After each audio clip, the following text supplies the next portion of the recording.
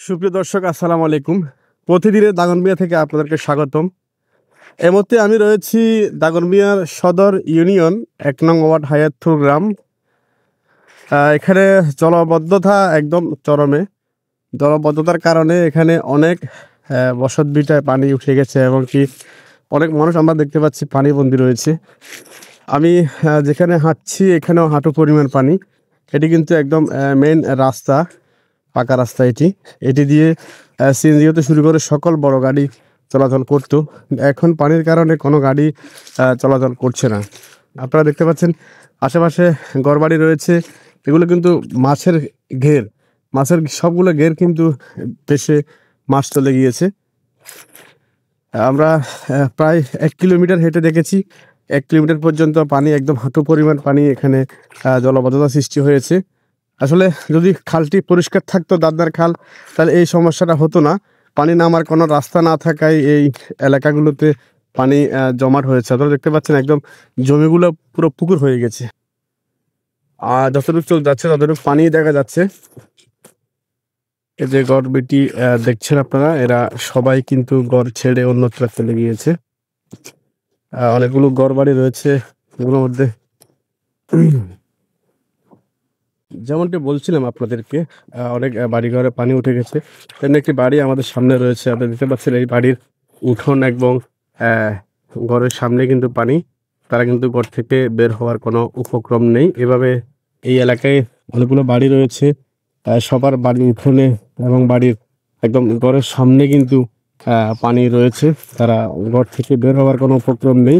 আমরা দেখতে পাচ্ছি একদম চারিপাশে যেদিকে তাকাই সেদিকে আমরা পানি দেখতে পাচ্ছি। এই দেখুন আরেকটি বাড়ি, এদের আর সামান্য যদি আজকে রাতে বৃষ্টি হয় এই বাড়িতে পানি ওঠার উপক্রম হয়ে যাবে। এদিকে পানি নামার কোনো সিস্টেম নেই। এটি হচ্ছে একদম দাদনার খালের পাশের একটি এলাকা। মহাজনের কোল দিয়ে একটু হেঁটে আসলে এই এলাকাতে প্রতিবার কিন্তু এমন পানি হতো না, কিন্তু হঠাৎ এবার সামান্য বৃষ্টিতে অনেক পানি। আপনারা দেখতে পাচ্ছেন এই বাড়িটি একদমই পুরো পানিবন্দী রয়েছেন তারা। তারা কিন্তু আজকে ২ দিন ঘর থেকে বের হওয়ার কোনো উপক্রম নেই। ইতিমধ্যে আমরা দেখেছি প্রতিদিন রাস্তা, আঞ্চলিক সড়ক, একদম বাড়ির রাস্তাগুলো পানিতে ডুবে গিয়েছে। প্রতিটি পানি রাস্তাতে দেখতেছি আমরা হাঁটু পরিমাণ পানি। কিছু কিছু রাস্তায় আমরা অনেক বড় বড় গর্ত দেখতে পাচ্ছি। বাঁশের কিঞ্চি একটি দিয়েছে যেন সড়কে যেন মানুষ হতাহত না হয়। এই পথ দিয়ে তো অনেক বড় বড় গাড়ি যাতায়াত করে। আমিও কিন্তু হাঁটতে অনেক বেগ পেতে হচ্ছে আমাকে।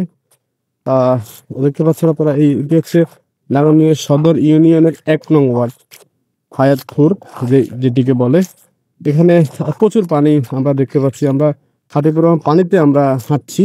এই যে দেখেন অনেকগুলা বিল্ডিং এবং অনেকগুলা ঘর, সবগুলা কিন্তু পানিতে সই করছে এবং ঘরের সামনে কিন্তু পানি রয়েছে। এই যে দেখতে পাচ্ছেন এটি বাড়ি, একটি রাস্তা। এই রাস্তায় কিন্তু অনেকগুলো পানি আমরা দেখতে পাচ্ছি। একটি পাকা রাস্তা, এভাবে পানি থাকলে মানুষ চলাচল করার খুবই কষ্টদায়ক হয়ে যায়। এখান থেকে সিএনজি হয়তো শুরু করে মাইক্রোবাস, অনেকগুলো বড় বড় গাড়ি এই রাস্তা যাতায়াত করতো। এটি একটি এই এলাকার প্রধান সড়ক। এটির মধ্যে আপনারা দেখতে পাচ্ছেন পানিতে থই থই করছে। আপনারা দেখতে পাচ্ছি একজন বাড়িরই একজন বাসিন্দা, উনি বের হচ্ছেন পানি বর করে। আমরা একটু কথা বলবো ওনার সাথে। প্রতিবারই কি পানি উঠে যায় বৃষ্টি হলে? এই তো এই কয়েক বছর ধরে তো এরকমের চলতেছে। আগে তো এরকমের হতো না। এই আগে ২-৩ বছর পর্যন্ত সবার আগে ফেনী আমাদের এই এলাকাটা মানে সবার আগে জলাবদ্ধতা এবং কি যে বন্যাকে দুবার আপনাদের কাছে আর কি। আচ্ছা আচ্ছা।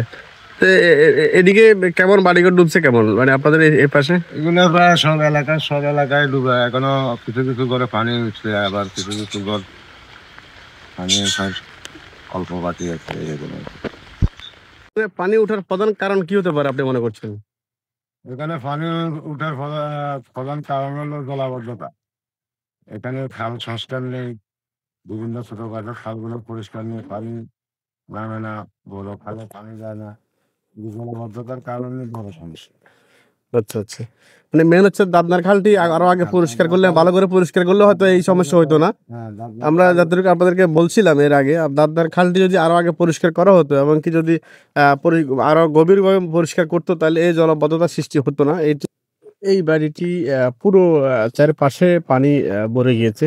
এই বাড়ির মানুষ কিন্তু আজকে ৩ দিন তারা পানিবন্দী। প্রথম থেকে শুরু করে বৃষ্টি হওয়ার পর থেকে এরা এভাবে পানিবন্দী রয়েছে। এদের বাড়িতে প্রায় ৪টি ঘর রয়েছে। ৪টি ঘরের মানুষ কিন্তু একদম পানিবন্দী রয়েছে। আমি যেখানে দাঁড়িয়ে রয়েছি এখানে হাঁটু পরিমাণ পানি। এই পানি দিয়ে যাতায়াত করা খুবই অসম্ভব হয়ে পড়েছে। এলাকার বেশিরভাগ রাস্তায় আমরা দেখতে পাচ্ছি ডুবে গিয়েছে। একদম ছোট বড় সকল রাস্তায় কিন্তু পানি উঠে গিয়েছে।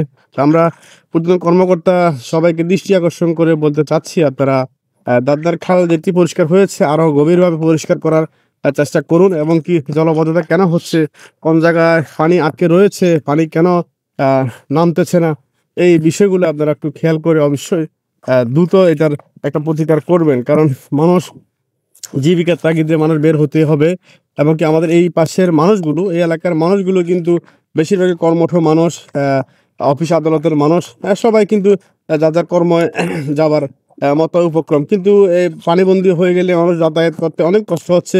আমরা প্রত্যক্ষদর্শী অনেকের সাথে কথা বলেছি, তারা সবাই বলেছে যে আসলে আজকে ৩ দিন তারা কোনো কাজে যেতে পারছে না। স্কুল কলেজ পড়ুয়া ছাত্রছাত্রীরা তারা কিন্তু বের হতে পারছে না, এমনটি আমাদেরকে জানিয়েছে এই এলাকার অনেক লোকজন। তো আমরা অনেকক্ষণ আপনাদেরকে দেখিয়েছি, এবং আগে কিন্তু আমরা দেখতাম যে এই ডগি দিয়ে পানি অনেক সরে যেত এবং কি স্রোত বহত হতো, কিন্তু এখন কোনো জায়গায় পানি নামতেছে না। এটা একটু কালভার্টের সামনে আমি দাঁড়িয়ে রয়েছি, কালভার্টে কোনো স্রোত নেই দেখতে পাচ্ছেন, কোথাও পানি কিন্তু কোথাও নামতেছে না। এটার কারণ কি ঊর্ধ্বতন কর্মকর্তাদের কাছ থেকে আমরা জানতে চাচ্ছি, তো পানি কেন নামতেছে না, কোথায় পানির আটকে রয়েছে, এবং এগুলো প্রতিকার করে দ্রুত যেন সংস্কার করা হয়, এই কামনায় করছেন এই এলাকার জনগণ এবং প্রতিবেশী। তো ভালো থাকবেন।